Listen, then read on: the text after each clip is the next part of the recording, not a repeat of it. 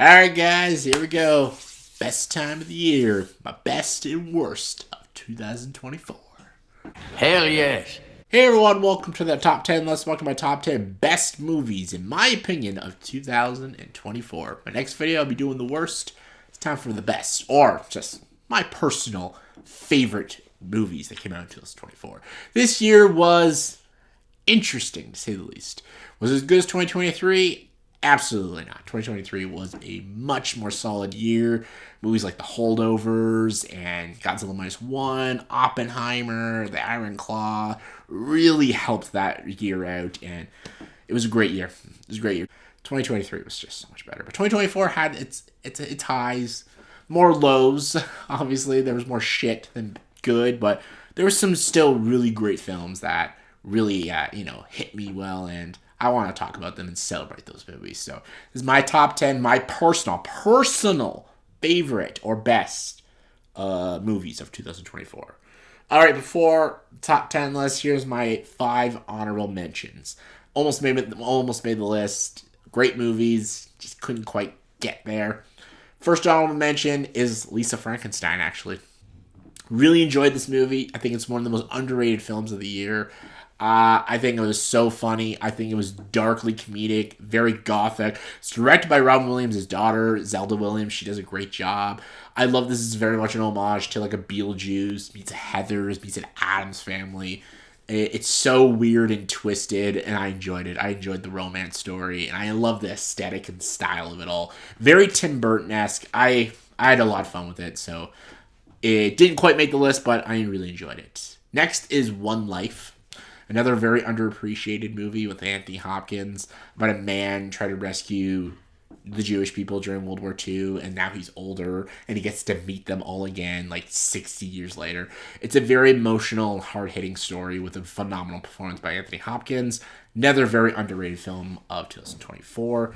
Next is 2 animated films that are going to make everyone's lists, which they should. They're great movies, just couldn't quite make mine. First is The Wild Robot. The Wild Robot was fantastic, really great movie, one of the best DreamWorks movies in recent years. Another is Inside Out 2. Inside Out 2 was very good, very good and worthy sequel to Inside Out. And the last movie that almost made the list was Clint Eastwood's Jury Number 2.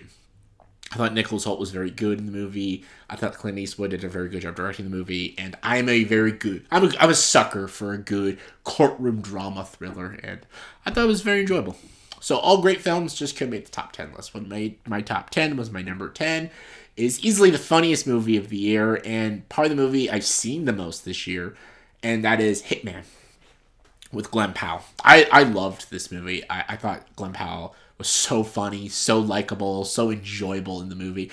The movie's directed by Richard Linklater, who is definitely one of my favorite filmmakers. Not my all time, but he's up there. He did School of Rock and Dazed and Confused in the Before trilogy. What's not to like about Richard Linklater? I'm glad he kind of brings back. It feels almost like it was a 90s comedy, just the style and the jokes in the movie. Glenn Powell plays this guy who is like this college professor who like disguises himself as a hitman to get these people arrested, but then he ends up in like this romance with a girl who wants to like kill her husband, and it's such a weird movie. I think it's just such a fun, enjoyable movie. I love Glenn Powell in the movie. I think he is a rising star. I think he already is there as an A-lister. I've loved him in almost every movie he's been doing. I even love Twisters. I thought it was pretty good, but Hitman was definitely one of my favorites, and it's a movie I think I've seen like 3 or 4 times because it's on Netflix, and I always have a good time watching it. It's one of my favorites of the year. Number 9 is The Brutalist. The Brutalist is a movie I did not think it would make my list at all. I saw the trailers, did not in the slightest bit catch my interest. And yeah, it's got like, it's got Adrian Brody, it's got Felicity Jones. It's directed by a very artsy filmmaker, the guy who did Vox Locks, which I fucking hated.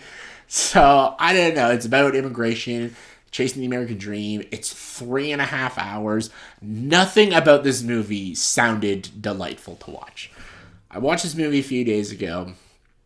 I'm still thinking about it right now. It is that good of a movie. It's very good. Adrian Brody is phenomenal in this movie. This is one of the best performances I've seen him give since The Pianist. Felicity Jones is good. Everybody's good in this movie. It's a very beautifully shot movie. It's very, very striking visually. It's really well edited together. How they do time jumps and how they go backwards and forwards in time is really good. It's a very deep message too about immigration and about chasing the dream and stuff and chasing your dream as an architect and stuff. It really sets you into the setting that this movie takes place in. Feels like I was back in the day, and like it doesn't feel like you're in 2024. It feels like you're back fucking 100 years in the past, and it's a very beautiful story. It's very emotional. It's very it's dense, but in a good way. Like I was not bored, even though it's a 3.5 hour movie. But it is a very compelling story that keeps your interest for the entirety of the 3.5 hours. I don't know if it's a movie I would go back and watch again right now, but it's definitely a movie I would watch in the future. Maybe not like the next year or so, but I'll definitely return to this movie in a few years and really soak it all in again. But I had to put it on the best of the year because I truly do think it's a very compelling watch and I enjoyed it. All right, number 8 is Dune Part 2. Definitely one of the most enjoyable blockbusters this year. I was not even big on the first Dune because the whole movie of Dune was all build up. It was still a good movie, but it's not a movie I understood why it was just so brilliant. But Dune Part 2 is amazing. I loved this movie. It has all the great politics, but also the great action and visuals and exploring more of the world. And I loved it. Timothée Chalamet and Zendaya were both very good. Even Austin Butler was very good. Everyone was interesting. It was very like Game of Thrones-esque, but like in a sci-fi element. It was the first time I was actually super invested into the Dune story, and I enjoy it. Denis Villeneuve, man, he's a fucking top-notch filmmaker. And yeah, Dune Part 2, so good. Number 7, one of my favorite anime films of the year, Transformers 1. I never thought I'd put a Transformers movie in a top 10 list, but this is the best Transformers movie ever made, in my opinion. Yep, I'm saying it right there. I used to be a Transformers fan when I was a kid, but then I really grew out of it, and I've just not liked anything Transformers related in so long. So the fact that they came with this anime movie that's just so good, and it has an amazing Optimus Prime and amazing Megatron, and with this great story. It's very nicely animated. It's funny, but also has a lot of heart. It really goes into such a compelling story with the Autobots and the Decepticons and the history of it all and the history of Cybertron. And like, it's such a good movie. I was like, oh my god, this is fantastic. And as much as like the Wild Robot and Inside Out 2 are just like, people love those movies and they're probably gonna make people's lists. Transformers 1 just kind of hit me more than The Wild Robot and Inside Out 2. Just, it's a personal preference. But yeah, I love Transformers 1. Number 6 is the documentary Superman, the Christopher Reeve story. This is a documentary that came out. This is the best documentary I've seen in a long time. This is the only movie I watched that brought tears to my eyes. This is the story of Christopher Reeve and how he became Superman in the 1978 classic Superman movie. And it's about his story and his life and after his accident with the horse and how his wife had to help take care of him and his kids. And a lot of it's narrated through old clips of Christopher Reeve and his 3 children. And it also talks about the death of his wife and what his death meant to a lot of people and what his career meant to a lot of people with disabilities and stuff. And it talks so much about his life and how his life affected so many people, even like celebrities like Robin Williams and stuff. I thought this was a truly amazing documentary. This is my favorite documentary of the year. It's probably one of my favorite documentaries in the past 15 years. I was an emotional wreck watching this documentary, and I absolutely adored it. And it easily had to make this top 10 list. It was so good. It's on HBO now, so please check it out. Top 5. Number 5, The Heretic. Best horror film of the entire year. Well, no, it's not. Sorry, my number one is kind of a horror film. The Heretic is an amazing psychological thriller about a man who is planning on kidnapping two Jehovah's Witnesses. The first half of the movie is just two Jehovah's Witnesses ladies and Hugh Grant talking about religion and organized religion and beliefs and stuff. Then it turns into a horror movie of him trying to kill them. It's so good. It's a great movie. It's a very well directed movie. Hugh Grant is amazing in this film. He is not only like a suave character, but he is fucking scary in this movie. He is so good in the movie. The two girls that play the Jehovah's Witnesses are also very good. It's a very well directed film, and it asks a lot of interesting questions, and I love that everyone interprets the film in different ways. Some people find this is an anti-religious movie, and some people find it is a pro-religious movie. It depends on your beliefs and how you interpret the story, and that's exactly how the writers and directors wanted people to think when watching this movie. It's neither pro or anti-religion. It's pro-conversation, and it's pro...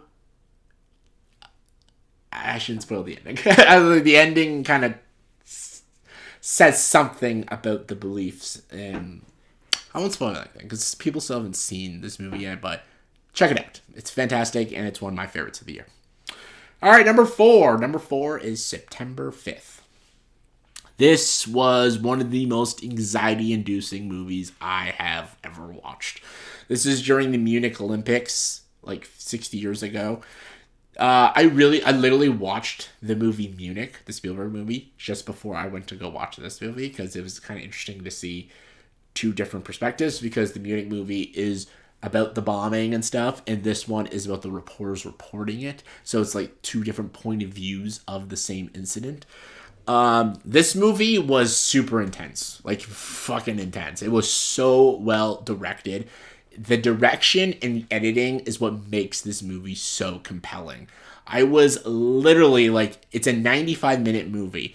It doesn't stop until the credits hit, and it's so well done. Peter Skarsgård, I know he's not even in talks for an Oscar nomination, but he is so good in this movie. He's one of my favorites, and just every reporter in this movie is done very well, and just how the movie was filmed and how it feels so closed in and claustrophobic, it's just genius.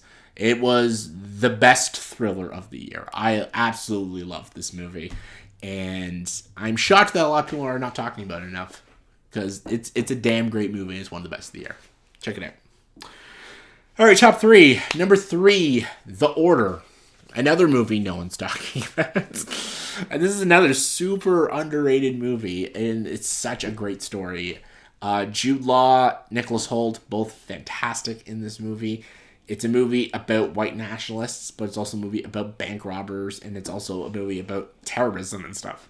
There's a lot of interesting ideas in this movie, a lot of interesting conversations that talk about this movie, but most importantly, there's a lot of gripping action sequences and very good performances, especially by Jude Law.